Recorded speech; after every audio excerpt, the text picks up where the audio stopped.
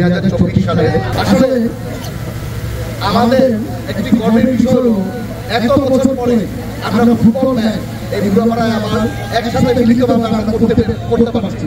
এর জন্য প্রথমে আমি আল্লাহর কাছে হাজার শুকরিয়া জানাই।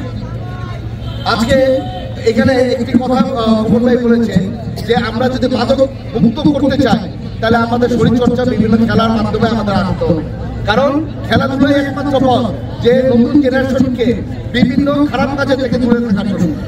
এর জন্য প্রথমে আমি ধন্যবাদ জানাই যুব দলের ভাইয়েরা যারা এত সুন্দর একটি প্রোগ্রাম আয়োজন করেছেন, এর জন্য আমার অন্তরের অন্তর থেকে ধন্যবাদ জানাই।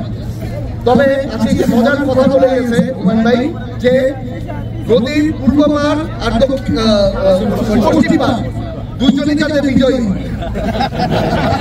ইনশাআল্লাহ।